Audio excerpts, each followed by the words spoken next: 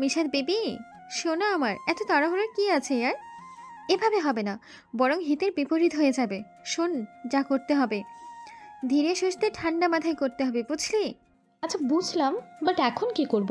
হাদিকা মিশাদকে কিছু বলার জন্য মুখ খুলতে যাবে তার আগেই মাথায় একটা জড়োদর বস্তু আইডিয়া আসলো তার। হাদিকা মিশাদকে টানতে টানতে তাড়াহুড়ো করে নিচে তলায় নিয়ে আসলো। আরে কি রে, কোথায় যাচ্ছিস?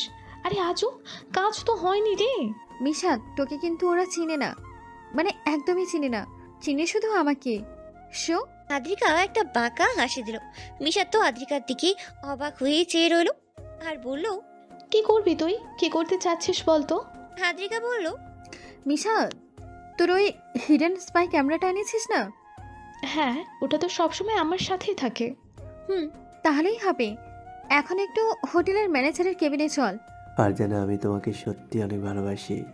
তোমার কি মনে হয় আমি কি তোমাকে ভালোবাসি না? আরে কি করবো বলো, খুব ভয় হয় আমার। তুমি যে গেমটা খেলেছো সেই গেমটার কথা যদি কেউ জানতে পারে, খুব বাজে একটা অবস্থা হয়ে যাবে। এত ভীতু হলে চলে না ঈশান, তুমি টেনশন নিও না তো। আয়ন একটা বোকা ছেলে, ও কখনোই আমার চাল ধরতে পারবে না। ও ভালোবাসে, খুব বিশ্বাসী, যাকে বলে অন্ধবিশ্বাস। 2 বছর ধরে এই বিশ্বাস অর্জন করেছি। আর তুমি তো জানো যে আমি অভিনয়ের কতটা সেরা। এই বলেই ফারজানা ঈশানের গালে একটা কিস করলো। ঈশান তার পকেট থেকে ফোন আর ওয়ালেটটা বের করে টি টেবিলে রাখলো আর জ্যাকেট খুলতে লাগলো। কিন্তু হঠাৎ কিছু একটা মনে পড়তেই ফারজানা বলল, তোমায় ফ্লাইটের টিকিট কেটে ফেলতে বলেছিলাম না? আরে আগে কাজ হয়ে যাক। উফ ঈশান, হবে হবে, সব কাজ হবে। Just wait and see. খুব তাড়াতাড়ি আমি আয়নের সব সম্পত্তি নিজের নামে করে ফেলবো। তারপর ফারজানা হাত দিয়ে প্লেনে উড়াল দেওয়া বোঝালো। কিন্তু ফারজানা, ওই লোক কেন তোমার নামে সম্পত্তি লিখে দেবে বলো তো? মানে তোমার কিসের অধিকার? Without any reason? এটা তো পসিবল না। আর আমি যদি ওকে বিয়ে করে ফেলি? হোয়াট? ঈশান, জাস্ট একটা খেলা এটা। বিয়েটাও নকল মনে করো। কিছু পেতে হলে কিছু তো ত্যাগ করতেই লাগবে, তাই না? আর শোনো, আমি না একটা প্ল্যান করেছি। ওকে ইমোশনাল ব্ল্যাকমেল করব, যাতে আমাকে বিয়ে করতে বাধ্য হয়। ঈশান মুচকি হেসে ফারজানার কোমর ধরে টেনে আনলো। যেই না ঠোঁটে ঠোঁট ছোঁয়াতে যাবে সেই সময় রুমের বেল বেজে উঠল। ঈশান সশব্দে বিরক্তি প্রকাশ করলো আর বলল, কে ভাই? আসার টাইম পায় না। ফারজানা একটু মুচকি হেসে বলল, তুমি দাঁড়াও, আমি দেখছি। আর তোমার সাথে তো পুরো রাত কাটাবো আজ। একটু ধৈর্য ধরো বেবি। তারপরে এসে দরজা খুলে দিল। হোটেলের কর্মচারী ছদ্মবেশে থাকা মিশাদ বলল, may I come in ma'am? তুমি? ম্যাম, আমি হলাম এই হোটেলের কর্মচারী। আপনাদের জন্য খাবার এনেছি, আর এটা ওয়েলকাম ড্রিঙ্কস। ঠিক আছে, ভিতরে এসে রেখে যাও। Sure ma'am. মিশাদ ঘরে ঢুকে আর চোখে ঈশানকে ভালো করে দেখলো। তারপর খাবারগুলো টি টেবিলে রাখতে গিয়ে দেখলো ফোন আর ওয়ালেট রাখা। মিশাদ ভাবলো, বাহ, কাজ সহজ করে দিয়েছে। যেহেতু ওয়ালেট আছে, তাহলে এটা ওই ছেলেটারই হবে। মিশাদ ছেলেটির ফোন চুরি করলো আর অ্যাফ্রনের পকেটে ঢুকিয়ে নিল। আর সোফার নিচে সেই হিডেন স্পাই ক্যামেরাটা সেট করে দিল। ফারজানা আর ঈশান কথা বলতে ব্যস্ত থাকায় কিছু টেরই পায়নি। মিশাদের পরে বলল, ওকে ম্যাম, আমি আসছি। কিছু দরকার পড়লে অবশ্যই জানাবেন। হুম, যাও। মিশাদ বের হয়ে আসার পর সে আর এক মুহূর্তও দাঁড়ালো না। মিশাদ বলল, কাজ হয়ে গেছে, ক্যামেরা সেট করে রেখেছি, আর ওই ছেলেটার ফোনটাও চুরি করেছি। তুই ফোনটা ধর, আমি আমার কাপড় পরে এইসব কাপড় ম্যানেজারকে ফেরত দিয়ে আসি। তুই গাড়িতে গিয়ে 2 মিনিট বস, যা।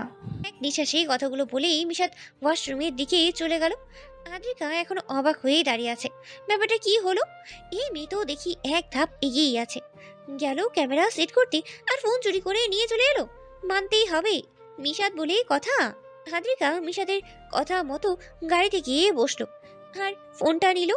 ও মা, কি সুন্দর! ফোনের লক দেওয়া নেই, আহা, দেখেও শান্তি লাগে। ফোনে থাকা ফেসবুকে ঢুকে বুঝলাম যে ছেলেটার নাম ঈশান হক। মিশাদ গাড়িতে ঢুকে বলল, কিরে, তুই এখনো ফোন হাতে নিয়ে বসে আছিস কেন? তো কি করব? শুধু ফোন দেখে জানতে পারলাম যে ছেলেটার নাম ঈশান হক। এটা দিয়ে আর কি হবে ভাই? এই ফোনটা চুরি করে আনার কারণ আমি এখনো বুঝতে পারছি না। তোকে বোঝার লাগবে না। ফোনটা আমাকে দে, আমি আমার কাজে এনেছি। লোকেশন ডিঅ্যাক্টিভেট করে দিই, না হলে আবার লোকেশন ট্র্যাক করবে। আদ্রিকা ফোনটা দিয়ে বলল, ক্যামেরাটা? আমার ল্যাপটপে সেট করা আছে, ওখানে কি কি হচ্ছে সব দেখতে পাবো, এমনকি রেকর্ড হয়ে যাবে সব। বাসায় গিয়ে দেখবো, কিছু জানতে পারলে তোকে ফোনে জানাবো। আদ্রিকা কিছু বলার আগেই তার ফোন বেজে উঠল। দেখলো তার শাশুড়ি মা ফোন দিয়েছে। হ্যালো মা। কি ব্যাপার বৌমা, কোথায় তুমি? সন্ধ্যা হতে চললো যে। ও সরি মা, রিয়েলি আমি সরি। আসলে কখন যে সন্ধ্যা হয়ে গেছে বুঝতেই পারিনি। আমি মিশাতের সাথে গাড়িতে আছি মা, 10 মিনিটের মধ্যেই পৌঁছে যাব। ঠিক আছে, ধীরে সুস্থে এসো। আসলে আমি তোমাকে কল করতাম না আদ্রিকা, কিন্তু আদ্রিকা ভয় পেয়ে বলল, কিন্তু কি মা, কিছু হয়েছে নাকি? আপনি ঠিক আছেন তো মা? রাবেয়া বেগম হেসে বলল, আরে বোকা মেয়ে, আমি ঠিক আছি। আসলে আয়নাস তাড়াতাড়ি বাড়িতে এসেছে, বিকালেই চলে এসেছে। এই পর্যন্ত কোনো সমস্যা ছিল না, কিন্তু আয়ান একটু অসুস্থ, মাথা ব্যথা করছে নাকি। সে কি, কিভাবে? মা আপনি ওনাকে মেডিসিন দিয়েছেন? বৌমা, আমি মেডিসিন খুঁজে পাচ্ছি না। আর তোমার শ্বশুর ননদ দুজনেই তো অফিসে আছে। ও সিট, আমি তো মেডিসিন গুছিয়ে রেখেছিলাম। মা আমি খুব তাড়াতাড়ি আসছি মা, আপনি ওনাকে হালকা কিছু খাইয়ে দিন, আমি এসে মেডিসিন দেব। বাড়িতে আসার পর খেয়েছে, আরও খেতে হবে। হ্যাঁ মা, হালকা কিছু আর কি। আচ্ছা, তুমি রাস্তায় তাড়াহুড়ো করো না, আস্তে ধীরে এসো। আদ্রিকা 7 মিনিটের মাথায় বাড়িতে এসেই পৌঁছালো। মিশাত আদ্রিকাকে নামিয়ে দিয়ে চলে গেল। আদ্রিকা তাড়াহুড়ো করেই বাড়িতে ঢুকলো। দরজা খোলাই ছিল। ড্রয়িং রুমে ঢুকে দেখে আয়ান চোখ লাল করে সোফায় বসে আছে। দেখে মনে হচ্ছে কতটা রেগে আছে। কিন্তু রেগে আছে কেন? আর সন্ধ্যার পরে বাড়ি এসেছি বলে, নাকি ওনার চোখের সামনে পড়েছি বলে? হায় আল্লাহ, রক্ষা করো। আদ্রিকার উপস্থিতি টের পেয়ে আয়ান আদ্রিকার দিকে রক্তচক্ষু নিক্ষেপ করলো। আদ্রিকা চোখ নামিয়ে নিয়ে ধীরে ধীরে এগিয়ে চলো সিঁড়ির দিকে, কিন্তু তখনই কিছু ভেঙে যাওয়ার বিকট শব্দ পেল। তৎক্ষণাৎ পিছন ঘুরিয়ে দেখে আয়ান টেবিলে থাকা ফুলদানি ভেঙে ফেলেছে এবং তার চোখ অসম্ভব লাল হয়ে আছে, মারাত্মক রেগে আছে। দেখেই বোঝা যাচ্ছে ভয়ে আদ্রিকার কথা গলায় আটকেই গেল। আদ্রিকা বুঝতে পারলো যে সে এখানে থেকে এক পা এগোলে আয়ান তার গলা টিপে ধরবে, তাই চুপচাপ দাঁড়িয়ে রইল। আয়ান আদ্রিকার দিকে এগিয়ে আসতে লাগলো আর আদ্রিকা ভয়ে পেছোতে লাগলো। হায় আল্লাহ, মা এখন কোথায়? মা থাকলে বেঁচে যেতাম। আদ্রিকা এভাবে পিছোতে পিছোতে একসময় রান্নাঘরের দেয়ালের দিকে চেপে গেল, আর পেছানোর জায়গায় নেই। আয়ান আদ্রিকার কাছে এসে বাম পাশে দেয়ালে তার এক হাত রাখলো এবং শক্ত কণ্ঠে বলল, কোথায় ছিলে? রানু মণ্ডলের গানে মানুষ যতটা না চমকায় তার চেয়েও বেশি চমকে গেছে আদ্রিকা আয়নের এই কথায়। উনি আমাকে জিজ্ঞেস করেছে যে কোথায় ছিলাম, লাইক সিরিয়াসলি? আদ্রিকা ভাবতেও পারেনি যে আয়ন এটা জিজ্ঞেস করতে পারে। আদ্রিকা কোথায় থাকে বা না থাকে সেটা তো আয়নের জানার বিষয় না, আর কখনো তো এটা জিজ্ঞেস করেও নাই। তাহলে আজ কেন? আদ্রিকা ড্যাপ ড্যাপ করে আয়নের রাগান্বিত চোখের দিকে তাকিয়ে আছে আর ভাবছে, ওনার চোখগুলো আসলেই সুন্দর। আল্লাহ অনেক যত্ন করে বানিয়েছে তার এই চোখ জোড়া। কিভাবে সিংহের মতো রেগে আছে, তাও চোখের সৌন্দর্য একটুকুও কমছে না, বরং ভয়ঙ্কর সুন্দর লাগছে। আয়ন শক্ত কণ্ঠে পুনরায় বলল, আমি তোমাকে কিছু জিজ্ঞেস করেছি। আদ্রিকা একটা ঢোক গেল। আয়নের রক্তচক্ষু দেখে তো আদ্রিকার এমনি কপাল দিয়ে খাম চড়ছিল, তাও আস্তে করে বলল, বন্ধুর বাড়িতে ছিলাম। এটা কি বন্ধুর বাড়িতে থাকার সময়? কটা বাজে এখন? এখন তোমার কোন বন্ধু বাড়িতে যেতে হয়? আদ্রিকা চুপ থাকলো। আয়ান আবার বলল, বন্ধু নাকি অন্য কিছু? আদ্রিকার মাথায় যেন এইবার রক্ত চড়ে গেল। আয়ান তার চরিত্র নিয়ে প্রশ্ন করছে, কিছু বলতে চেয়েও বলতেই পারলো না। চোখ নামিয়ে নিয়ে রাগটা কন্ট্রোল করেই বলল, আমার খুব ভালো একজন বন্ধু, তার বাড়িতে গিয়েছিলাম, অনেকদিন দেখা সাক্ষাৎ হয়নি তাই। তখনও আয়ান আদ্রিকার দিকে তাকিয়ে রইল। আদ্রিকা চোখ নামিয়ে নিয়েছিল, কিন্তু মনে হচ্ছিল যে আয়ান তার দিকেই তাকিয়ে আছে।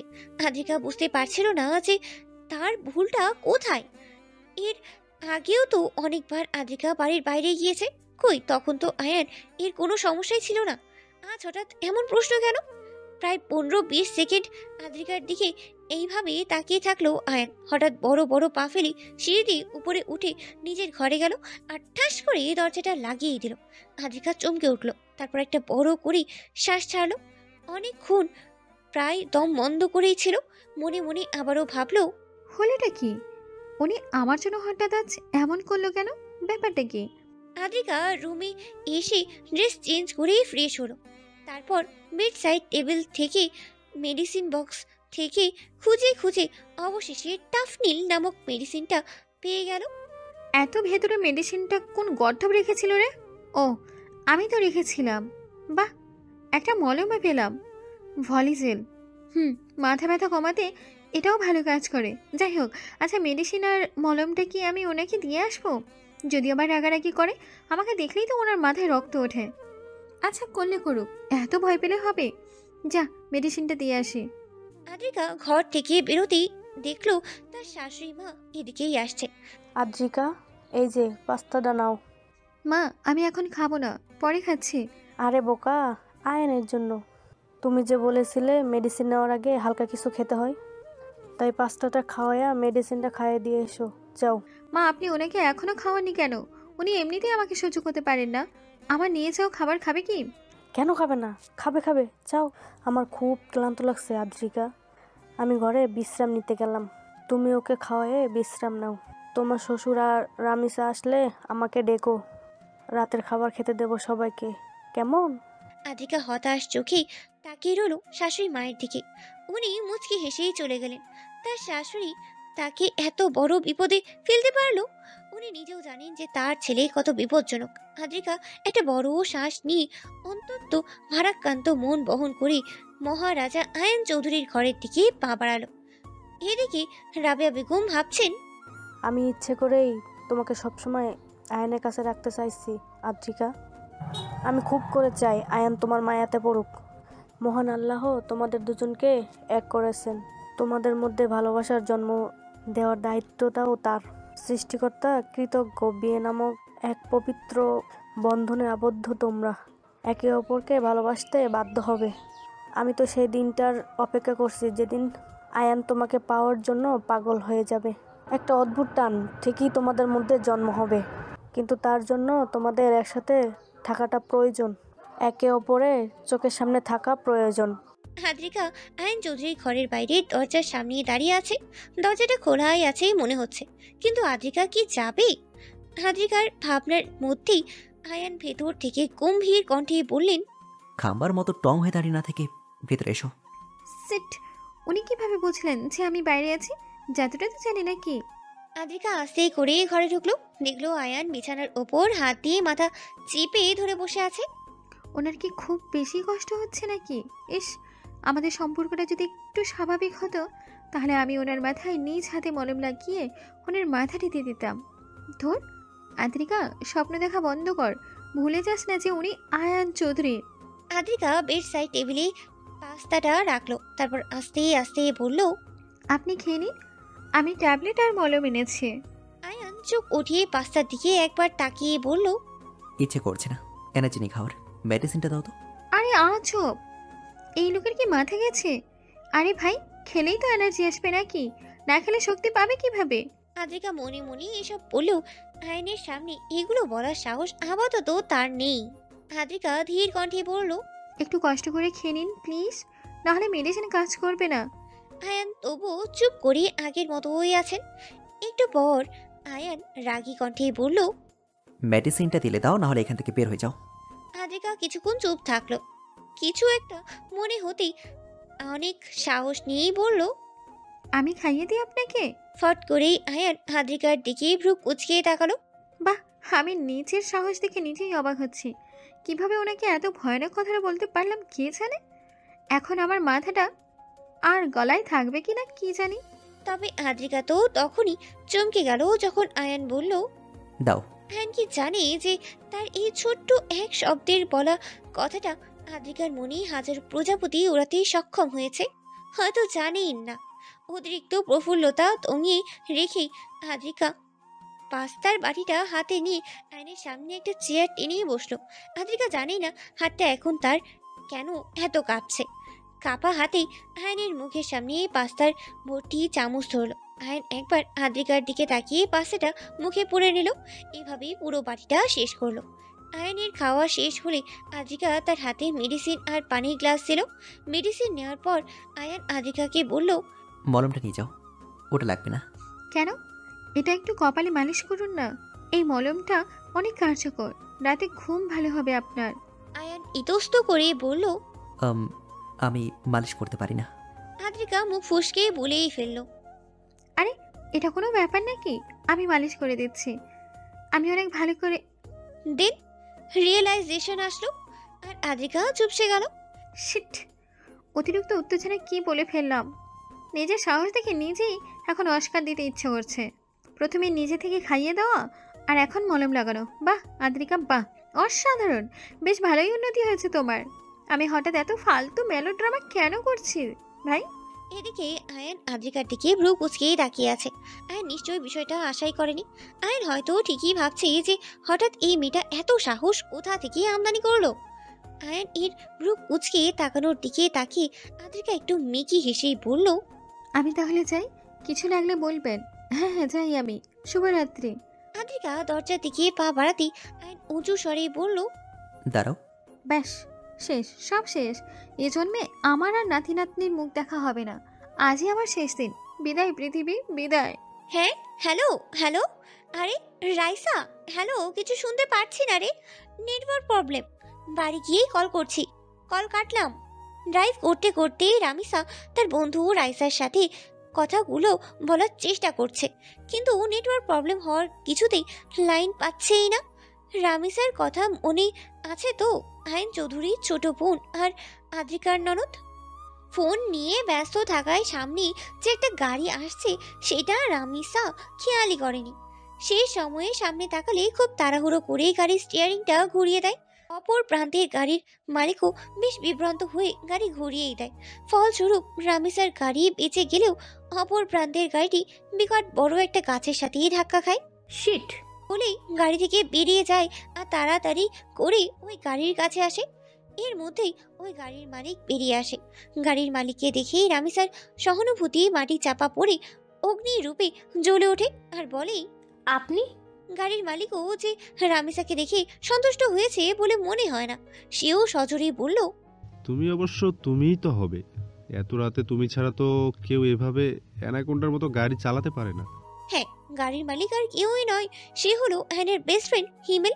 হিমেলের সাথে রামিসার আগে থেকেই সাপে নেউলে সম্পর্ক। আয়ান রামিসাকে অনেকবার বলেছে যে হিমেল আমার বয়সে বড়, আর ও তো আমার ফ্রেন্ড, একটু সম্মান দিয়ে কথা বল। কিন্তু রামিসার একটাই কথা, এই লোক অসহ্যকর। কেন অসহ্যকর সেটা রামিসা নিজেই জানে না। স্যাট আপ। আমি না হয় অ্যানাকন্ডার মতো গাড়ি চালাই, আপনি কি চোখে কাপড় বেঁধে গাড়ি চালান, নাকি চোখ বাড়িতে রেখে এসেছেন? একদম বাজে কথা বলবে না রামিসা। আমি বাজে কথা বলি না, বুঝলেন? আমি সবসময় ভালো কথা বলি। বাজে কথা তো আপনি বলেন, সাদা চিকা কোথাকার। নিজে কি? হ্যাঁ, পটল কোথাকার। এই দেখুন। কি দেখবো বলো? দেখার মতো কিছু আছে কি? একদম প্রশান্ত মহাসাগরে ধাক্কা মেরে ফেলে দিব বলে দিলাম। আমাকে একদম পটল বলবেন না, আই হেট পটল। হিমেল শয়তানি হেসেই বলল, জানি, এই কারণেই আরো বেশি করে বলবো পটল রানী। অসহ্য, অভদ্র। এই দেখুন। সেই থেকেই দেখেই আছি, কিন্তু আল্লাহর ওয়াস্তে দেখার মতো কিছুই পেলাম না, বিশ্বাস করো। আপনার সাথে কথা বলাটাই বেকার। Same to you. আমার মতো কিউট মেয়ের সাথে এইভাবে মহিলাদের মতো ঝগড়া করতে আপনার লজ্জা করে না? আর আমার মতো একটা হাজবেন্ড ছেলের সাথে পাশের বাসার আন্টির মতো কথা বলতে তোমার লজ্জা করে না? না করে না, চিকার বাপ। আমারও করে না, পটলের নানি। আপনার জীবনে বিয়ে হবে না, অভিশাপ দিলাম।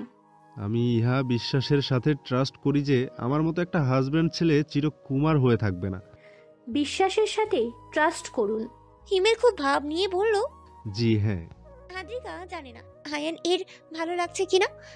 আয়ান চোখ বন্ধ করেই শুয়ে আছে আর আদ্রিকা গত 10 মিনিট ধরে আয়নের কপালে মলম মালিশ করেই দিচ্ছে। হ্যাঁ, আদ্রিকাই মালিশ করছে।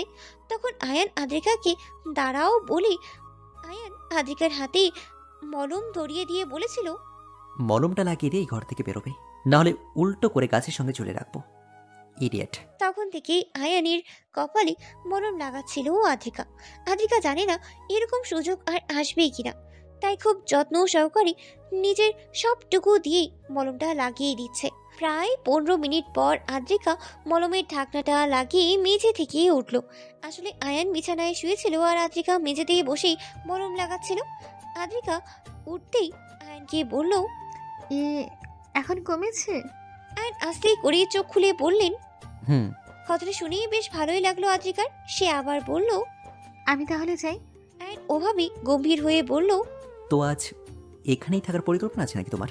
আদ্রিকা ভাবাথেকা খেয়ে বলল, না না, তা হবে কেন, আমি যাচ্ছি। বলেই আদ্রিকা আয়ানের ঘর থেকে বের হয়ে এলো। খাটাস কোথাকার, কোনো কৃতজ্ঞতা বোধ নেই। এতক্ষণ ধরে কত যত্ন করে কপাল মালিশ করে দিলাম, একটু ধন্যবাদ দিল না, আবার অপমান করে ঘর থেকে বের করে দিল। মনে মনে বকতে বকতে যেই না আদ্রিকা তার ঘরেই ঢুকতে যাবে সেই সময় কলিং বেল বেজে উঠল। নিশ্চয়ই রামিসা বা তার বাবা এসেছে। আদ্রিকা দৌড়ে গিয়ে দরজা খুলল। দেখলো রামিসা বাংলার 5 এর মতো মুখটা করেই দাঁড়িয়ে আছে। আর বলো না ভাবি। গুড ইভিনিং রাশিমা, কি ব্যাপার, তোমায় এমন লাগছে কেন? রামিসা ভিতরে ঢুকতে ঢুকতে বলল, আর বলো না ভাবি, হঠাৎ রাস্তায় একটা সাদা চিকার সাথে আমার গাড়ির ধাক্কা লেগেছিল। কি আর বলবো, আজকালকার পাবলিক। বলো কি? রামিসার কথা শুনে মাঝে মাঝে আদ্রিকা থতমত হয়ে যায়। মেয়েটা এমন এমন আজগুবি কথা বলে, কোথা থেকে যে পায় কে জানে। আচ্ছা রামিসা, তুমি ফ্রেশ হয়ে নাও, ডিনার করতে হবে। ভালো কথা, বাবা কোথায়? ভাবি, বাপি আজকে বাড়িতে আসবে না। অফিসে একটা বড়সড় প্রজেক্টের কাজ চলছে। প্রায় সব কর্মচারীরাই আজ সারা রাত কাজ করবে। ও আচ্ছা, তুমি ফ্রেশ হয়ে নাও, আমি মাকে ডেকে আনি। আচ্ছা ভাবি। রাতের খাবার শেষ করে যে যার ঘরে চলে গেল। আদ্রিকার খুব ক্লান্ত লাগছিল, তাই একটা জড় বস্তু ঘুমের জন্য তৈরি হলো। সেই রাত 12টায় খুবই শান্তিতে ঘুমাচ্ছিল আদ্রিকা। সেই সময় অভদ্র ফোনটা বেজে উঠল। দূর, এত রাতে কোন প্যাঁচে কল দিচ্ছে রে? ঘুম ঘুম চোখে বিরক্তির সাথে ফোনটা ধরলো। মিশা চেঁচিয়ে বলল, আদ্রির বাচ্চা, বেঁচে আছিস না মরেছিস রে? খোঁজ খবর কিছু আছে তোর? আদ্রিকা চোখ ডলতে ডলতে বলল, কি সমস্যা রে ভাই? হায় রে, শান্তির ঘুমটা আমার রাতের বেলা কেন ডিস্টার্ব করতেছিস? ভাই, এদিকে তোর সব শেষ হয়ে যাচ্ছে আর তুই নাকে তেল দিয়ে ঘুমাচ্ছিস। হয়েছে নাকি? আমরা যে ক্যামেরাটা সেট করেছিলাম সেটা লাইভ আমার ল্যাপটপে দেখাচ্ছে। দেখ, তা আমাকে কি বলছিস ভাই? দেখার জন্যই তো ক্যামেরা সেট করেছি নাকি? তুই দেখতে থাক, কালকে আমাকে বলিস। মিশাদ বিরক্তির সাথে তাদের দাঁত চেপে বলল, আরে ভাই, মুখ খারাপ করাইস না আমার। যেটা দেখছি সেটা দেখে আমার লোম দাঁড়িয়ে গেছে। ধুর, কি হয়েছে বলতো? ফারজানা আর ওই ঈশান ছেলেটা একসাথে আছে। তো আব্বে, ঘনিষ্ঠ হয়েছে, বুঝেছিস হারামি? আদ্রিকা প্রায় লাফিয়ে উঠল বিছানা থেকে। চোখগুলো বড় বড় করে বলল, what do you mean by? হ্যাঁ রে, যেটা ভেবেছিস সেটাই। অটোমেটিক্যালি একটা হাত আদ্রিকার মাথার উপরে চলে গেল। আদ্রিকা অবাকের চূড়ান্ত পর্যায়ে পৌঁছে বলল, সিরিয়াসলি? এটা কিভাবে সম্ভব? মানে এত দূর? হ্যাঁ বে, এত দূর। আদ্রিকা এবার বুঝতে পারছে যে কোন টাইপের চরিত্রহীন বাজে একটা মেয়ে ফারজানা। আদ্রিকা বলল, সব রেকর্ড হয়েছে নাকি? কি হয়েছে? গ্রেট, ঠিক আছে তুই রাখ, কালকে দেখছি আমরা।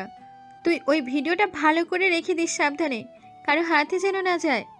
মিশাত বলে কলটা কেটে দিল। আদ্রিকা খালি ভাবতেই লাগলো যে তার মানে ফারজানা আয়নকে শুধু ঠকাচ্ছেই না, বেশ ভালোই ঠকাচ্ছে। আর আয়ন ফারজানাকে বিশ্বাস করে ভালোবেসে সব কিছু দিয়ে দিচ্ছে। সব কিছু রিয়েলাইজ করে আদ্রিকা ঘুমিয়ে গেল। যতই হোক ঘুমাতে তো হবে, না হলে কাজ করবে কিভাবে? তোমার সমস্যাটা কি বলো তো? আমার কোনো সমস্যা নেই আয়ান, সমস্যা হচ্ছে তোমার। কয়েকদিন ধরে তোমাকে কেমন যেন অন্যরকম দেখছি। আয়ান বুঝতে না পেরে বলল, কেমন দেখছো তুমি? আমি তো একদম ঠিক আছি। না, তুমি ঠিক নেই। সকাল থেকে ফোন করছি, ফোন তুলছো না, হঠাৎ করে উধাও হয়ে যাও। সমস্যা কি তোমার? হ্যাঁ, আমাকে ইগনোর করছো? যুব মৈত্রী পার্কে ফারজানা আর আয়ানের তুমুল ঝগড়া চলছে। ফারজানার অভিযোগ আয়ান নাকি তাকে ঠিক মতো টাইমই দেয় না, কল ধরে না, ইগনোর করে। ঝগড়ার এক পর্যায়ে ফারজানা বলেই ফেলল, নাকি তোমার ওই মেয়েটার সাথে সম্পর্ক হয়ে গেছে আয়ান? মেনে নিয়েছো তুমি ওকে, তাই না? Shut up Farzana, just shut up. What do you mean? হ্যাঁ, আমি বেকার নই ফারজানা, আমাকে অফিস করতে হয়। বসে বসে সারাদিন কথা বলার মতো ফালতু টাইম আমার কাছে নেই। আর আমি 20 বছরে কলেজ পড়িও নেই, বাস্তবটা বুঝতে শেখো ফারজানা। তুমি একদম কথা ঘোরাবে না। আচ্ছা, আমাকে একটা কথা বলো তো, তুমি কাল সারা রাত কোথায় ছিলে? কাল রাতে তো আমি কল করেছিলাম তোমায়, কেন ধরনি? ফারজানা একটু থতমত খেলেও শক্ত হয়ে বলল, প্লিজ আয়ান, তুমি এসব বিষয়ে আমার সাথে মাথা ঘামাতে এসো না। I am not your wife, okay? আমি তোমার গার্লফ্রেন্ড। আমি তোমার বউ হলে তুমি এসব বিষয়ে কথা বলতে পারতে। ফারজানা একটু এগিয়ে গিয়ে চোয়াল শক্ত করেই বলল, কি বলতে চাচ্ছ কোনা করে বলো। ভালো করে জানো যে প্যাচ মার্কা কথা আমি পছন্দ করি না। তুমি আমায় বিয়ে করবে কবে? হ্যাঁ, উত্তরের জন্য অপেক্ষা করছে ফারজানা। আয়ান কিছুক্ষণ সন্দিহান চোখে তাকালো, তারপর বলল, তুমি হঠাৎ বিয়ের জন্য এত তাড়াহুড়া কেন করছো? ফারজানা একটু আশেপাশে তাকিয়ে বলল, আয়ান, তোমাকে ভালোবাসি আমি। ওই মেয়েটা তোমার বাড়িতেই থাকে, ভয় হয় আমার। আয়ান ভ্রু কুঁচকে বলল, তো কিসের ভয়? না মানে, তুমি যদি ওই মেয়েকে... আমাকে তোমার এমন মনে হয়? আচ্ছা শোনো, তুমি আমাকে ভালোবাসো কি না সেটা বলো। আয়ান ভ্রু কুঁচকে বলল, বাসি। ফারজানা খুশিতে গদগদ হয়ে বলল, তাহলে তাড়াতাড়ি বিয়ের ব্যবস্থা করো, বিয়ে করব আমরা খুব তাড়াতাড়ি। আয়ান এইবার রাগের চূড়ান্ত পর্যায়ে পৌঁছে বলল, আরে আজব তো, আমি ওকে ডিভোর্স না দিয়ে কি করে তোমাকে বিয়ে করব? আইন অনুযায়ী ওকে তো আমাকে আগে ডিভোর্স দিতে হবে, অন্তত আর 2 মাস তো সময় লাগবেই। আর আমি তো এমনিতেই আজ উকিলের কাছে যাব বলেছি। ফারজানা তাচ্ছিল্যর হাসি হেসে বলল, আদ্রিকা, এখন ওকে নাম ধরে ডাকা শুরু করেছো? বাহ। ফারজানা, আমার মেজাজটা খারাপ করো না। সবই বুঝতে পারছি, এখন তুমি 2 নৌকায় পা দিয়ে চলতে চাও, তাই তো? আয়ান এবার হুঙ্কার দিয়ে বলল, ফারজানা। এদিকে বাড়িতে আদ্রিকা সেই তখন থেকে বড়া বানানোর চেষ্টা করছে, কিন্তু খামিরটাই মন মতো হচ্ছেই না। কখনো বড়া বানায়নি তো তাই। কিন্তু আদ্রিকার ননদিনীর খুব ইচ্ছা, সে নাকি বড়া খাবে। কি আর করবে আদ্রিকা, ইউটিউবে ভিডিও দেখে চেষ্টা করছে। হঠাৎ করেই মনে হলো কে যেন তার চোখ চেপে ধরেছে। আদ্রিকা খুব ভালো করেই জানে এই কাজ কে করেছে। চোখ থেকে হাত সরিয়ে দেখলো সে আর তার প্রিয় ননদিনী রামিসা। রামিসা কিলকিলিয়ে হেসে বলল, কি ভাবি, ভয় পেয়েছো? আরে না, ভয় পেতে যাবো কেন? আমি খুব ভালো করে জানতাম যে এটা তুমি। এটা বলেই আদ্রিকা তার কাজে মন দিল। রামিসা বলল, অন্য কেউ তো হতে পারতো। আদ্রিকা একটু মজা করে বলল, এই বাড়িতে তুমি ছাড়া কি এমন কিছু আছে? রামিসা কাঁদো কাঁদো মুখ করে বলল, ভাবি, আসলে এই বাড়িতে আদ্রিকার শাশুড়িমা আর রামিসাই তার সবচেয়ে আপন হয়ে গিয়েছে। রামিসা যে তার ননদ তা আদ্রিকা মাঝে মাঝে ভুলেই যায়। মনে হয় সে তার আপন বোন। হামজাদ চৌধুরী আগে জোর করে রামিসাকে অফিসের কাজে লাগালেও এখন আদ্রিকার জন্য রামিসাকে কেউ বাড়ি থেকে সরাতেই পারে না। সারাদিন আদ্রিকার সাথেই খুনসুটিতেই মেতে থাকে। রাবিয়া বেগম একদিন হতাশ হয়ে বলেই ফেলল,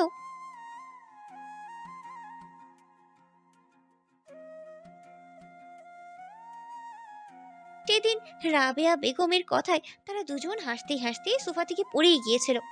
আদ্রিকার ভাবনার মধ্যেই রামিসা বলল, ভাবি, তোমাকে অনেক ধন্যবাদ আর অনেকগুলো ভালোবাসা।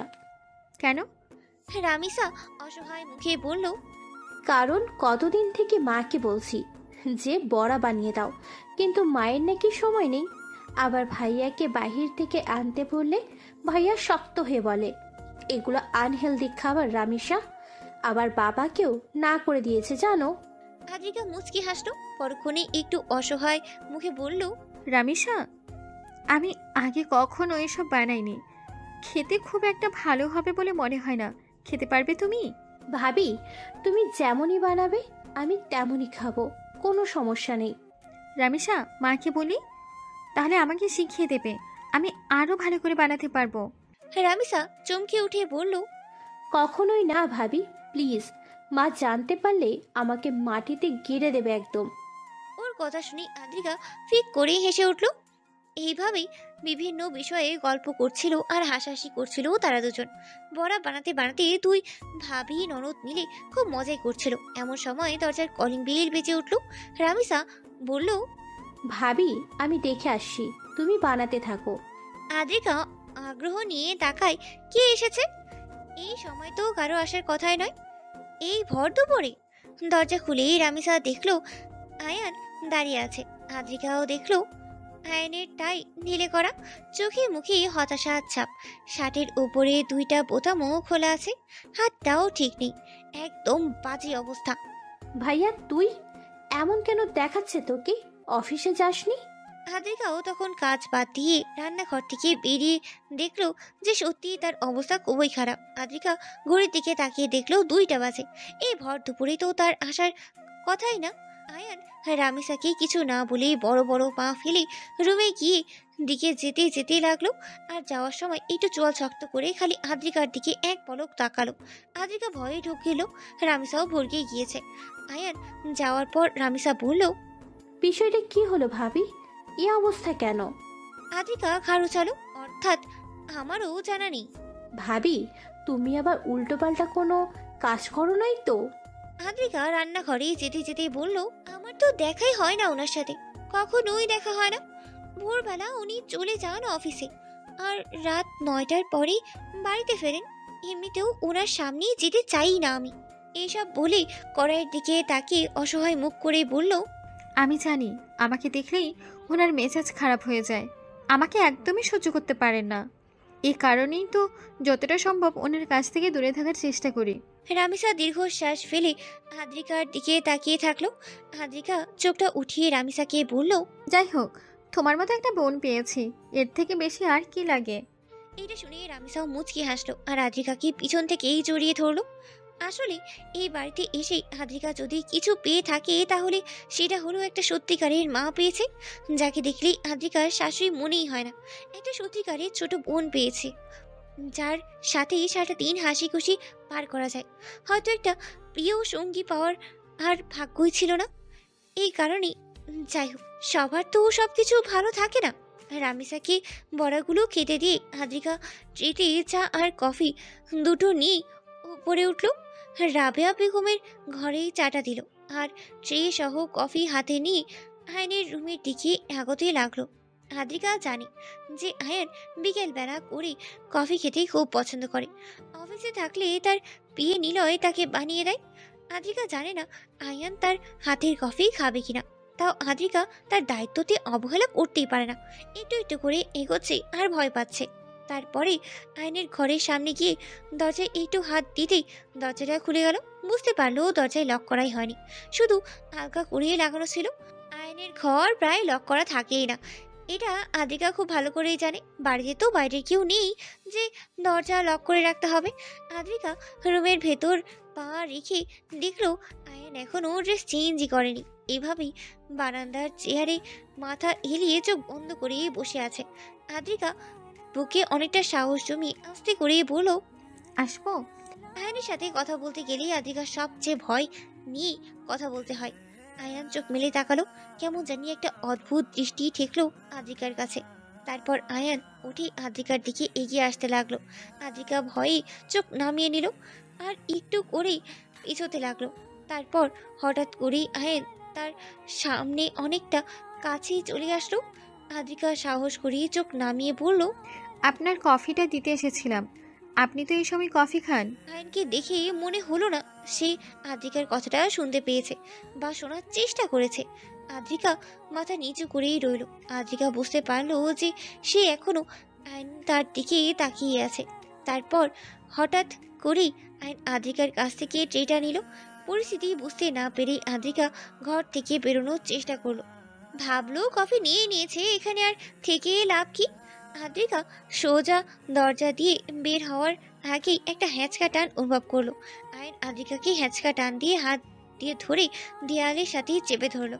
আদ্রিকা তাকিয়ে দেখলো আয়ন তার মুখের সামনে এসে গেছে।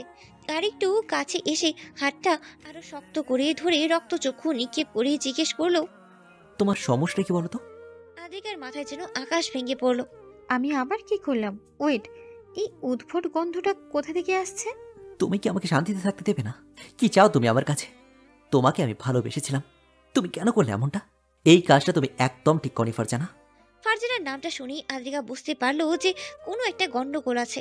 আয়ন আদ্রিকার সাথে কথা বলছে, আদ্রিকার দিকে তাকিয়েই কথা বলছে, অথচ নাম বলছে ফারজানার। এতক্ষণে আদ্রিকা বুঝতে পারলো আয়ান নেশা করিয়ে আছে। আরও বুঝলো এতক্ষণ ধরে বলা কথাগুলো তার জন্য ছিলই না। এই গন্ধটার কারণেও বুঝতে অসুবিধা হলো না আয়ান বাইরে থেকে ড্রিঙ্কস করে এসেছে, এই জন্যই বাড়িতে ঢোকার পর এমন লাগছিল। তারপর আদ্রিকা সাহস করে আয়নের চোখের দিকে তাকিয়ে বলল, আপনি ঠিক নেই, একটু শান্ত হন। বলতে না বলতেই আয়ান আদ্রিকার উপর পড়ে গেল। আদ্রিকা বুঝতে পারলো যে আয়ান অজ্ঞান হয়ে গেছে। তারপর আস্তে করে তাকে ধরে বিছানায় শুইয়ে দিল। আয়ান তখনও বিড়বিড় করছে, কি বলছে সেটা শোনার জন্যই আয়ান এর মুখের কাছে কান নিয়ে গেল। শুনতে পেল আয়ান বলছে, তুমি এমন করতে পারো না, কখনোই না, অসম্ভব। তুমি এমনটা কখনোই করতে পারো না ফারজানা। আদ্রিকা একটা দীর্ঘশ্বাস ফেলে ভাবল, উনি কি কিছু জানতে পেরেছেন? এমন করছেন কেন? এইসব ভাবতে ভাবতে তার পায়ে থাকা জুতা খুলে দিল, টাইটা খুলে দিয়ে হাতে থাকা ঘড়িটাও খুলে দিল। এরপর তার দিকে তাকালো আর ভাবলো, শার্টটা তো একদম নোংরা হয়ে গেছে, অ্যালকোহলের গন্ধ আসছে, এটা কি খুলে দিব? না, উনি যদি জানতে পারে আমি ওনার জামা কাপড় খুলেছি, বিষয়টা ভালোভাবে নেবেন না, আমাকে ঘাট ধাক্কা দিয়ে বাড়ি থেকে বের করেও দিতে পারে। এইসব ভেবে আর কিচ্ছু করলো না, শুধু একটা পাতলা চাদর আয়নের গায়ে দিয়ে দিল। চলে আসতে যাব এমন সময় খেয়াল করলো আয়নের শার্টের বুক পকেটে একটা কাগজের অংশ বের হয়ে রয়েছে। আদ্রিকা কাগজটা হাতে নিয়ে নিল, খুলে দেখলো এটি ডিভোর্স পেপার। বুকটা ধক করে উঠলো, খুব কষ্ট পেল, যেন মনে হচ্ছিল চারপাশটা অন্ধকার হয়ে আসছে, কেউ তার কলিজাটা ছিঁড়েই নিচ্ছে। অসহায় মনে হচ্ছিল নিজেকে এবং ভাবলো, তাহলে উনি ডিভোর্স দেবে আমাকে? একজন মা পেয়েছি, একজন বাবা পেয়েছি, একজন বোন পেয়েছি, এই সব কিছু রেখে তাহলে আমাকে চলে যেতে হবে? এই বাড়ি থেকে কিভাবে যাব? আমি কিভাবে থাকবো এই মানুষগুলোকে ছাড়া? একটা পবিত্র সম্পর্ক ভাঙা কি এতই সহজ? কবুল শব্দটার কি কোনো শক্তি নেই? এই বাড়ির মায়া ছাড়িয়ে আমি কিভাবে থাকবো? উনি আমাকে না মানলেও দিনে একবার তো ওনার চোখে দেখা পেতাম, তাকে না দেখে কিভাবে থাকবো? খুব অশান্ত লাগছিল আদ্রিকার নিজেকে। অনেক কষ্টেই নিজেকে স্বাভাবিক করে ভাগ্যের ওপর সব ছেড়ে দিল। কাগজটা তার পকেটে একইভাবেই রেখে ঘর থেকে বের হয়ে নিজের ঘরে এলো। ঘরে এসে বিছানার ওপর ধপ করেই বসে পড়লো, চোখ দিয়ে অজান্তেই 2 ফোঁটা পানি গড়িয়ে পড়লো। ডিভোর্স পেপার নিয়ে করা ভাবনার মধ্যেই হুট করে আদ্রিকার মাথায় একটা প্রশ্ন আসলো। আয়ান চৌধুরী উনি হঠাৎ এভাবে ড্রিঙ্কস করে এসে বারবার ফারজানার নাম বলছে কেন? ওনার কথাবার্তা তো ভালো ইঙ্গিত দিচ্ছে না, ব্যাপারটা কি? আদ্রিকা অনেক চিন্তা ভাবনা করার পর ঈশান ফারজানার ভিডিওটার কথা মাথায় আসলো। কিন্তু ভিডিও ক্লিপটা তো মিশাতের কাছে, ওইটা তো আমি নিজেও দেখিনি। তাহলে কি মিশাত? না না না, ও এমন করবে না, রাইট? না, এটা হবে না। এত টেনশন আর নিতে না পেরেই আদ্রিকা মিশাতকে কল করলো। হ্যাঁ আদু, বল। মিশাত, তুই মানে ওই ভিডিওটা কোথায়? মিশাত টেনে টেনে বলল, কোনটা? ফারজানার ওই রোম্যান্টিক ভিডিওটা? আদ্রিকা চোখ বন্ধ করে নিজেকে শান্ত করার চেষ্টা করে বলল, হ্যাঁ, কোথায় ওটা? আমার কাছেই। মিশাত শোন, উনি একটু আগে ড্রিঙ্কস করে বাড়িতে ফিরে এসেছে আর ফারজানাকে উদ্দেশ্য করে কি কি জানি বলছেন। আমার মনে হয়। আদ্রিকার শেষ করতে না দিয়ে মিশাত বলল, বাহ, জোস তো, মেডিসিন কাজ করেছে তাহলে। আদ্রিকা চমকে গিয়ে বলল, মানে কি বলছিস তুই এসব? মিশাত একদম গা ছাড়া ভাবে বলল, কিছু না, ফরগেট ইট। আদ্রিকা চেঁচিয়ে বলল, নো, আই কান্ট ফরগেট। কি করেছিস তুই? সত্যি করে বল মিশাত। হোয়াট? আদ্রিকা এবার কেঁদেই ফেললো আর কাঁদতে কাঁদতে বলল, কি করেছিস তুই? হ্যাঁ, কি করেছিস বোন? সত্যি করে বল না। ওই বদরাগী লোকটা অমন করে কেন ওইসব বলছিল? কেন ওই মানুষটা এমন ছন্নছড়া হয়ে বাড়িতে এসেছে আজ? কেন উনি?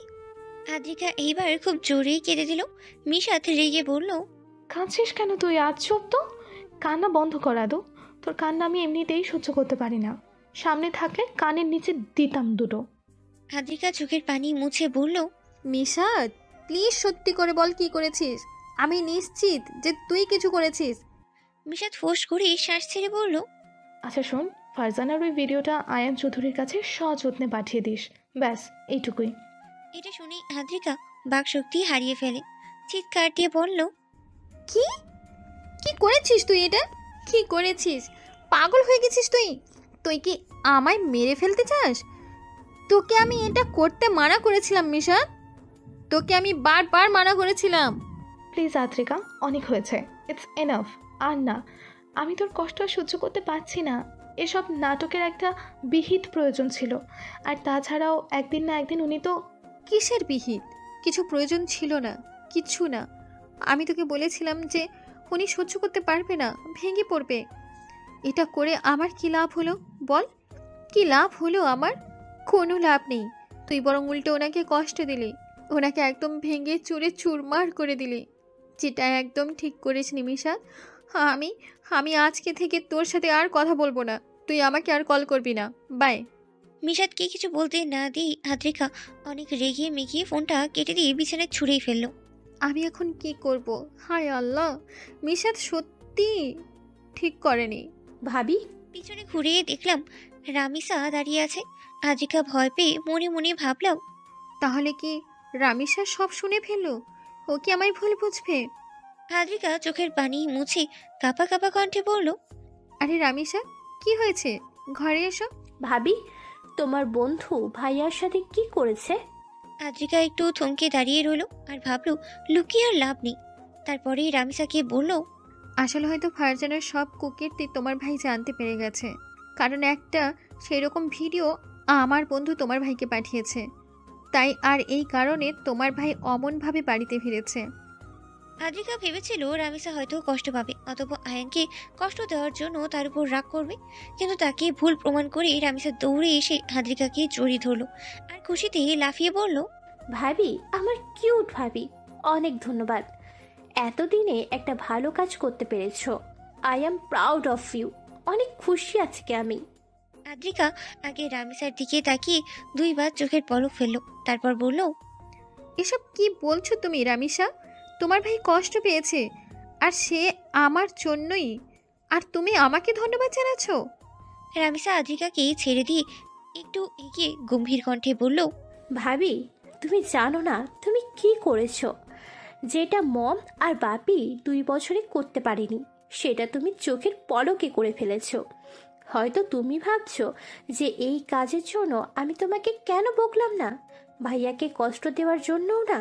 কারণ ভাবি, একটু ভেবে দেখো তো, এখন যেটা ভাইয়া জানতে পেরেছে, সেটা যদি ভাইয়া ভুলটা করার পর জানতে পারতো, তাহলে কি হতো? মানে? আমি বলতে চাইছি, ভাইয়া যদি ওকে বিয়ে করত, আর এরপর ভাইয়া যদি জানতে পারতো যে ফারজানার এইসব কুকীর্তি করে, আর ভাইয়ার সাথে বিয়ের পর সব সম্পত্তি নিয়ে পালিয়ে যেত, প্রতারণা করত, তাহলে সহ্য করতে পারতো? আদ্রিকা ভাবলো আসলে রামিসা ভুল বলেনি।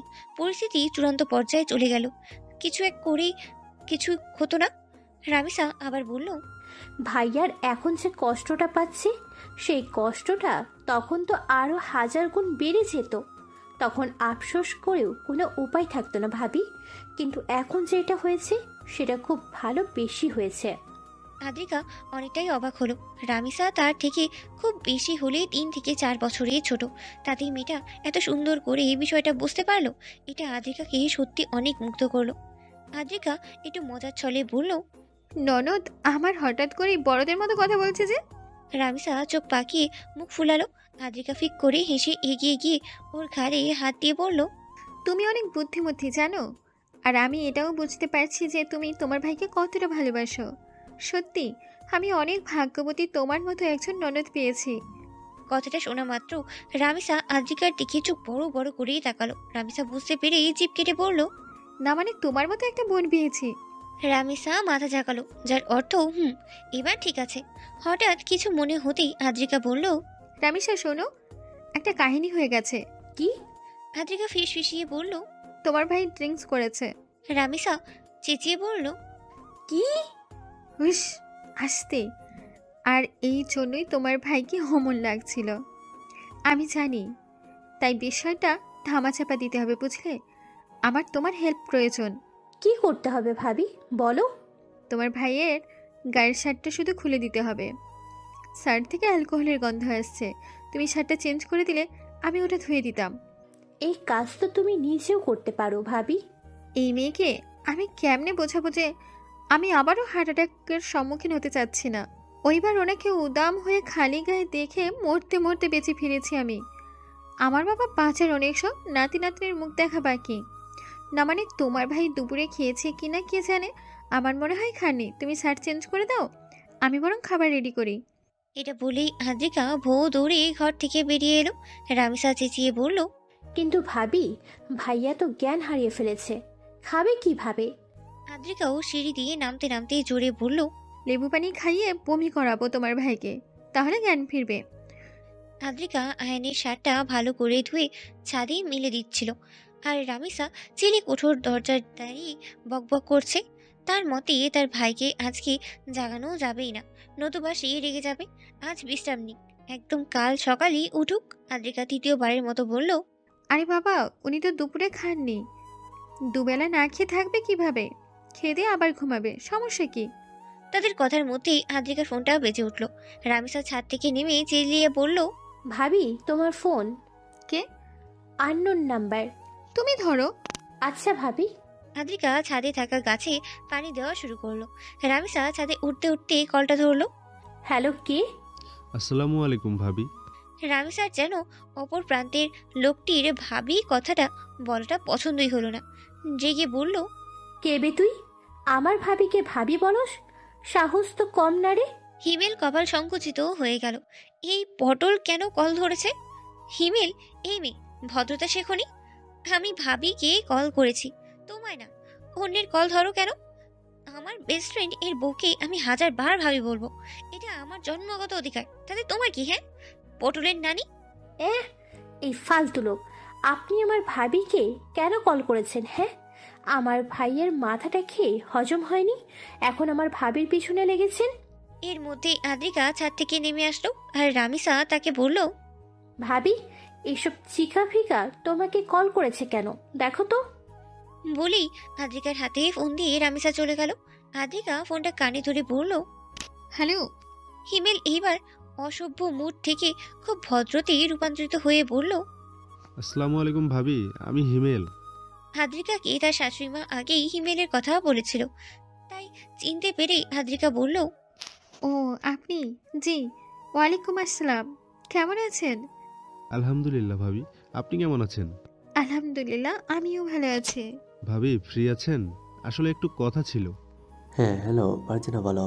ঈশান, কোথায় তুমি? এই তো বাসায় আছি। কিছু হয়েছে? না, কিছু হয়নি।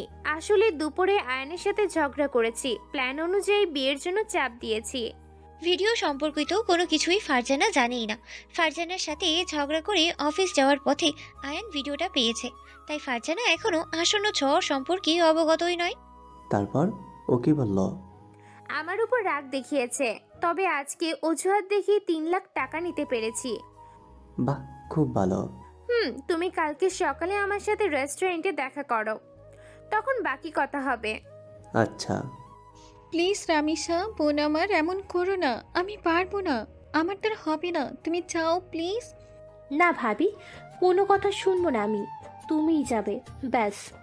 রামিসা চক করে এক মহা ঝামেলায় পড়েছে আদ্রিকা।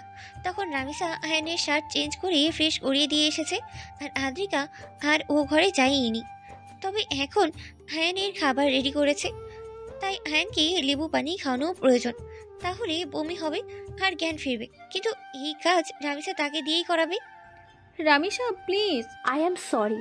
দেখো ভাবি, শুধুমাত্র তোমার জোড়াজুড়িতে ওই সময় তোমার স্বামীর কাপড় চেঞ্জ করে দিয়েছি, এখন আর এগুলো করতে পারবো না। এগুলো তোমার দায়িত্ব, তুমিই করবে। আমার স্বামী তোমার কি হয়? বড় ভাই আমার, হ্যান্ডসাম গরিলা ভাইয়া, কিন্তু সবার আগে সে তোমার স্বামী। যাও ভাবি, নিজের দায়িত্ব পালন করো, টাটা। বলে রামিসা হেলতে দুলতে নিজের ঘরে চলে গেল। আদ্রিকাকে কিছু বলার সুযোগও দিল না। আদ্রিকার এক হাতেই খাবারের প্লেট, আর এক হাতেই লেবু পানি। এখন তারপরই ওই জমের ঘরে যেতে হবে, কোনো উপায় নেই। একটা দীর্ঘশ্বাস ফেলে আদ্রিকা আয়নের ঘরে পা বাড়ালো। আয়নের ঘরে আস্তে করে ঢুকলো। ওমা ম্যাজিক! বিছানা খালি কেমনে? কি বিছানা খালি কেন? উনি কি তাহলে উঠে পড়েছেন? কিন্তু লেবু পানি ছাড়া জ্ঞান ফিরল কিভাবে? আদ্রিকা খেয়াল করলো বারান্দায় গ্লাস খোলা।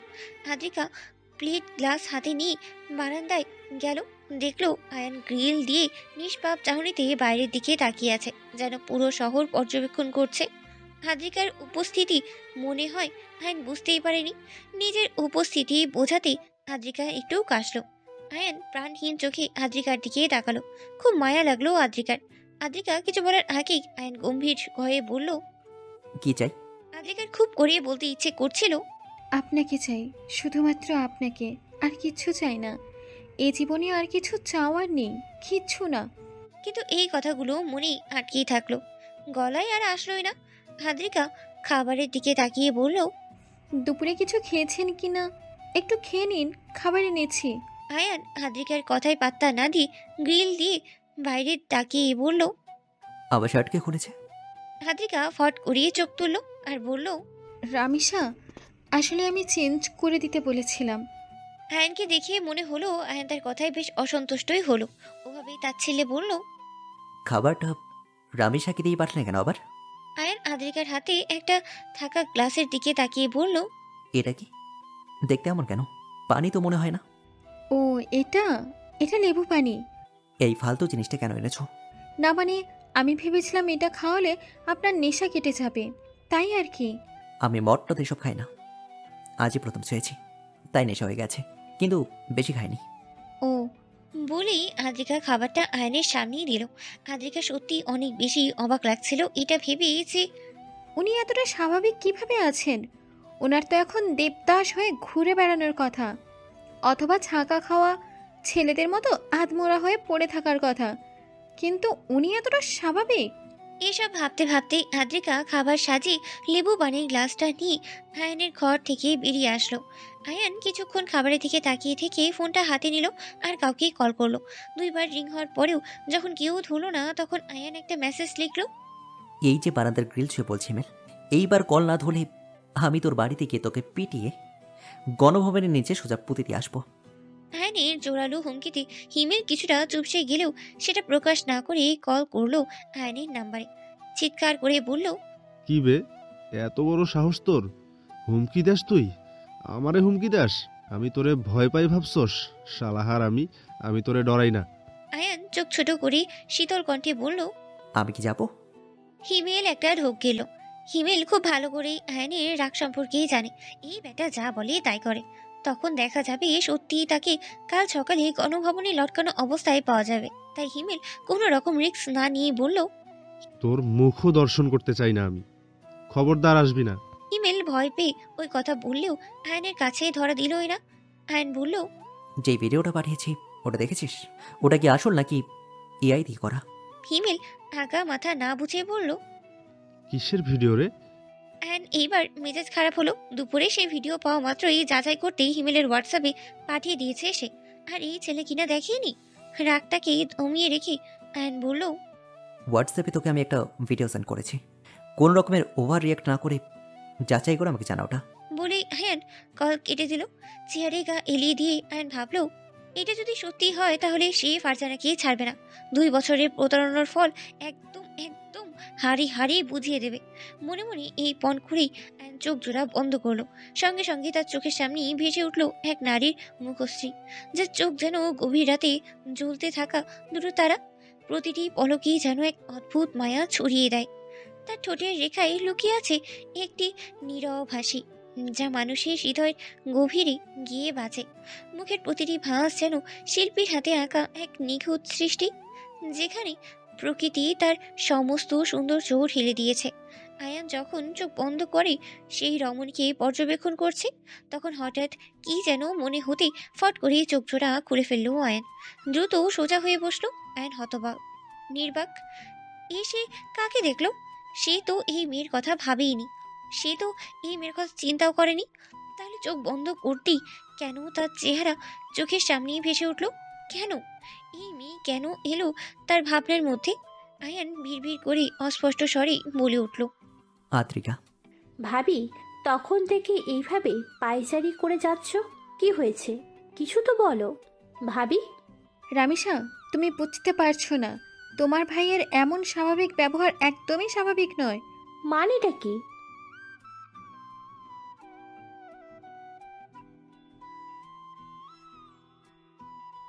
আয়ান চিৎকার করেই বলল। হিমেল, হিমেল এইবার জোরে সরে শক্ত কণ্ঠে বলল। কিসের হিমেল? আবে ওই শোন, কেমন লাগে এখন?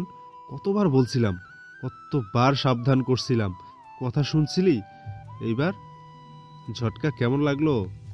আয়ান নিচু কণ্ঠে বলল। তাহলে ভিডিওটা আসল? হিমেল অবাক কণ্ঠে বলল। নিজের চোখে দেখলি রে ভাই, তাও বিশ্বাস হয় না? ফারজানা কি তোরে কালো জাদু করেছে নাকি রে? আয়ান ওর কথায় পাত্তা না দিয়ে বলল। এটা কি এআই দিয়ে করা সম্ভব? মানে তুই কি নিশ্চিত যে এটা আসল? আরে ভাই, ভিডিওটার ক্যামেরা অ্যাঙ্গেল দেখেছিস? এআই হইলে একটু হইলেও বোঝা যাইতো। আর এই যে ভিডিওটাতে যে বেটা আছে না, আমি এর চিনি, আমাদের কলেজে পড়তো, জুনিয়র ছিল, নাম মেবি ঈশান। আয়ান চোয়াল শক্ত করেই বলল। আমি ওকে ছাড়বো না হিমেল, শেষ করে দেবো। হিমেল বুঝতে পারলো যে আয়নের চোখ খুলে গেছে, তাই আর খোঁচা দিলই না। অমায়িক হেসেই বলল। তাহলে কালকেই খেলা শেষ কর আয়ান। মানে?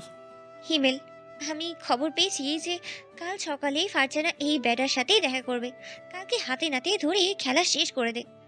ওয়েট, তুই কিভাবে জানলে ওর কথা? আমি ওর সব খবরই রাখি আয়ান, শুধুমাত্র তুই যাতে কষ্ট না পাস তাই কখনো চোখে আঙ্গুল দিয়ে সত্যিটা দেখিয়ে দেইনি। আর দুর্ভাগ্যক্রমে ফারজানার বিরুদ্ধে কখনো কোনো শক্তপোক্ত প্রমাণ পাইনি তোকে দেখানোর জন্য। আয়ান দীর্ঘশ্বাস ফেলে বলল। আমি কাল শেষবারের মতো ওর সঙ্গে কথা বলবো। আমি আসবো নাকি? আসিস। ভাবি, তোমার ফোন বাজছে। আসসালামু আলাইকুম ভাবি। ওয়ালাইকুম আসসালাম। কি ব্যাপার হিমেল? আসলে একটা কাজের মতো কাজ হয়েছে। হিমেল আদ্রিকাকে পুরো ঘটনা খুলে বলল। আদ্রিকা জাস্ট হতবাক হয়ে গেল আর বলল। এটা কি ঠিক হবে হিমেল? 100% হবে ভাবি, আপনি খালি দেখতে থাকুন। সে কি ফারজানা, আয়ান তোমার ফোন কেন তুলবে না? সেটাই বুঝতে পারছি না ঈশান, আমার কেন জানি খুব ভয় লাগছে। রিসোর্টে খোলা আকাশের নিচে ব্রিঞ্চে বসে আছে ঈশান আর ফারজানা। ঈশান হঠাৎই চমকে উঠে বলল। আয়ান আবার সব জেনে যায়নি তো? ফারজানা তাচ্ছিল্য হেসে বলল। 2 বছরে যেটা জানিনি সেটা এখন জানতে পারবে, সেটার কি গ্যারান্টি আছে? হ্যাঁ, না তাও। জানতে পারলে জানবি ঈশান, আমার যা নেয়ার খুব ভালো করেই নিয়েছি। এই 2 বছরে মোট 37 লাখ টাকা নিয়েছি। তারপর আবার শপিং, খাওয়া দাওয়া সব মিলিয়ে ভালোই টাকা সাবার করেছি। এখন জানতে পারলে কি আর হবে, ব্যাংকে যা আছে তা দিয়ে 1 বছর ভালোই কাটাতে পারবো। এর মধ্যে তুমি চাকরি খুঁজে নিবে। এমনিতেও ভালোবাসার নাটক করতে করতে আমি ক্লান্ত। আর আমি তোমার নাটক দেখতে দেখতে ক্লান্ত। পরিচিত পুরুষালী কণ্ঠে ফারজানা আর ঈশান চট করে পিছনে ফিরিয়ে তাকালো। আয়ান আর হিমেল একসাথে। বুক কেঁপে উঠল ফারজানার। আয়ান হিমেলের অনাকাঙ্ক্ষিত আগমনে দুজনেই অবাক। আয়ান তুমি? আয়ান হেসে বলল। কেন ফারজানা, আশা করনি বুঝি? বলতে বলতে আয়ান আর হিমেল ওদের কাছে এগিয়ে এলো। ফারজানা আর ঈশান মাথা নিচু করেই দাঁড়িয়ে আছে। একই কলেজে পড়ায় আয়ান আর হিমেলের ক্ষমতা সম্পর্কে বেশ ভালোই জানে ঈশান, তাই সে বুদ্ধিমানের ন্যায় চুপি থাকলো। আয়ান কিছুক্ষণ ওদেরকে পর্যবেক্ষণ করলো, এরপর ফারজানাকে বলল। 2 বছর কম কথা না। কিভাবে পারলে ফারজানা, কিভাবে পারলে? এতটুকু কি বিবেক কাজ করলো না? আরে মানুষ যদি একটা কুকুরকেও 2 বছর পোষে না, তাহলে সেই কুকুরের ওপরও মানুষের মায়া জন্মে। আর আমি তো মানুষ। এত সুন্দর নাটক, এতটা কিভাবে পারলে তুমি? আমি কত বোকা, তাই না? আরে সব দিয়েছিলাম তোমাকে, সব দিয়েছিলাম, শুধু তোমার সঙ্গে শারীরিক সম্পর্কে জড়াতে চাইনি। বিয়ের আগে এসব করতে আমি চাইনি। এটা কি আমার ভুল ছিল, নাকি তোমাকে বিশ্বাস করা আমার ভুল ছিল? Speak up. হিমেল বুক ফুলিয়ে আয়নের কথা শুনছে। আজ হিমেল খুব খুশি। গত 2 বছর ধরে সে এই দিনটাই অপেক্ষায় ছিল। আজ সে ভীষণ খুশি। আয়ান ফোন করে ভিডিওটা বের করে ফারজানার চোখের সামনে ধরলো। ফারজানা বলে উঠল। এটা তুমি কোথায়? শেষ না করেই চুপ হয়ে গেল। ফারজানাকে চুপ থাকতে দেখে আয়ান আবার বলতে শুরু করলো। আমি হতবাক, কিচ্ছু বলার নেই আমার ফারজানা, কিচ্ছু বলার নেই। তুমি কিভাবে, তুমি এতটা খারাপ, এতটা লোভী, এতটা চরিত্রহীন। ফারজানা এইবার চিৎকার করে দিয়ে বলে উঠল। হ্যাঁ হ্যাঁ হ্যাঁ হ্যাঁ, আমি এমনই, আমি এমনই, আমি চরিত্রহীন, লোভী, প্রতারক। অন্তত তোমার সকল স্ত্রীর মতো মূর্খ নই যে নিজের স্বামীকে হাতছাড়া করব। আমি ওই অদ্রিকার মতো অশিক্ষিত নই। শাট up Farzana, just shut up. আমার স্ত্রীকে নিয়ে আর একটাও বাজে কথা বলবে না তুমি। আদ্রিকার পায়ে নখের কাছে যাওয়ারও তোমার যোগ্যতা নেই। দুঃচরিত্রা মেয়ে। নিজের নিরপরাধ ভাবিকে নিয়ে অপমান করে কথা বলাই হিমেলের মাথায় রক্ত চড়ে গেছিল, কিন্তু আয়ানের কথা শুনে বক্ষে শীতল হয়ে যায় হিমেলের। হুম হুম। আয়ান ভ্রু কুঁচকে হিমেলের দিকে তাকিয়ে বলল, কি সমস্যা তোর? হিমেল মেকি হেসে বলল, না কিছু না। শোনো ফারজানা, আর কোনোদিনও তোমার এই চেহারা আমার সামনে আনবে না। আবার বলছি, কোনো দিনও না।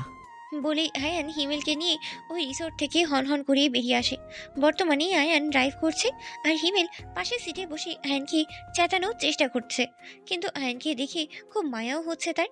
তাই নিজের শয়তানি ভাবনা সাইডে রেখে হিমেল আয়ানকে প্রশ্ন করলো,